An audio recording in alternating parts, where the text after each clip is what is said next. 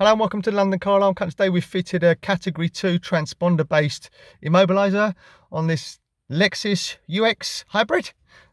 Insurance company stipulated it, so we had to fit it. So how it works, if someone was to clone this key or attack it in another form of attack, which is what they're doing at the moment, as soon as they try and start it, it just won't start. Okay, so we have here in the top here, we have an LED searching for the transponder.